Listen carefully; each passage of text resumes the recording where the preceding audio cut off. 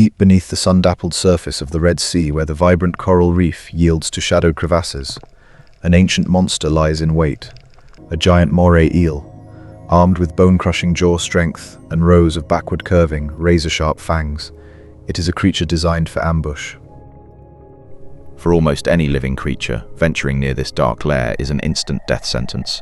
Yet a massive leopard coral grouper, a top predator weighing over 40 pounds, swims directly toward the eel's gaping jaws.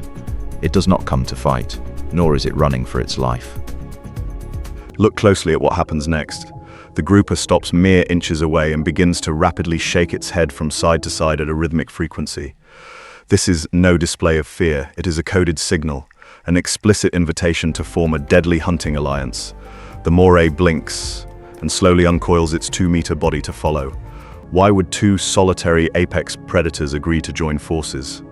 Welcome to the extraordinary world of marine intelligence. To understand why this signal evolved, we must examine the tactical dilemma of the coral reef. The reef is an underwater fortress, a dense labyrinth of thousands of tight cracks and fortress-like caves.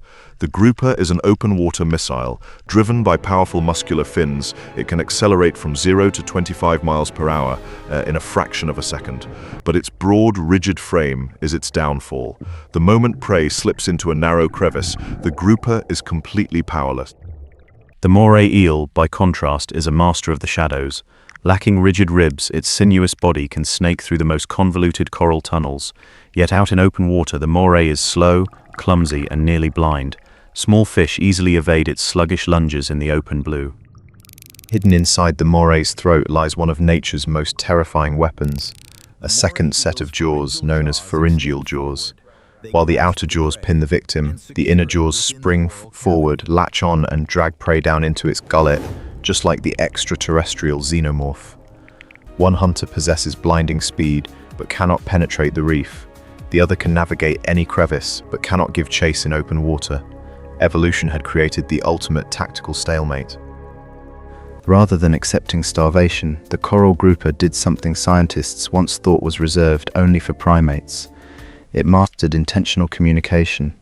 When the grouper corners a prey item deep inside a crevice beyond its reach, it does not waste energy battering itself against the coral. Instead, it memorizes the location, turns around, and swims out to recruit its partner.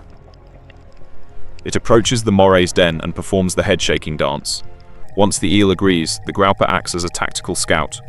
Observe the sheer harmony between them. They swim side by side across the reef without a single gesture of hostility. In an ocean governed by the law of eat or be eaten, an unbroken treaty of trust is born. And then comes the most astonishing behavior ever documented in fish cognition. Arriving at the exact coral block where the prey is hiding, the grouper positions its body vertically, pointing its snout 90 degrees straight down at the crevice while frantically waving its tail like a beacon. This is referential pointing. It is the fish equivalent of a human pointing a finger and saying, "Right here, the target is inside."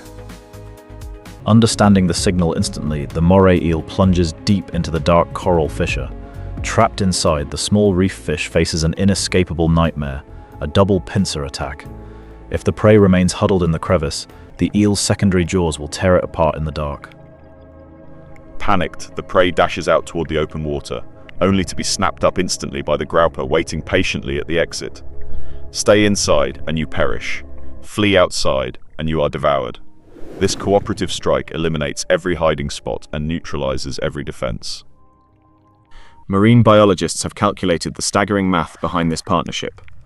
Hunting alone, a grouper or eel succeeds less than 15% of the time. But when hunting as a tag team, their success rate skyrockets to nearly 70%. And what about dividing the spoils? The rule is strictly fair.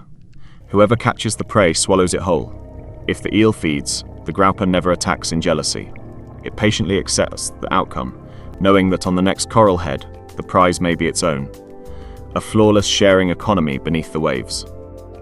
For decades, popular culture dismissed fish as simple creatures with 3-second memories. But groundbreaking experiments led by Professor Bshary at the University of Neuchâtel shattered that misconception forever. In controlled behavioral trials, groupers were presented with 2 types of simulated eel partners, one that always collaborated promptly, and one that was lazy and uncooperative. The results were mind-blowing. The grouper rapidly learned the individual identity of each partner. After just a few trials, it completely stopped choosing the uncooperative eel, consistently seeking out only the reliable, high-performing partner. This capacity for partner choice was once believed to be unique to humans and great apes. Yet here it is, flourishing among creatures that evolved hundreds of millions of years before us. The partnership between the grouper and the Moray eel is more than just a brutal hunt. It is a stunning testament to the power of symbiosis. It reminds us that in the fierce theatre of nature, survival is not merely about strength and aggression. It is about communication, synergy, and the power of unlikely alliances. Did this incredible underwater alliance surprise you? Let us know your thoughts in the comments below. Hit that like button and make sure to subscribe for more untold wildlife stories every Saturday. Until next time, keep exploring the wonders of our living planet.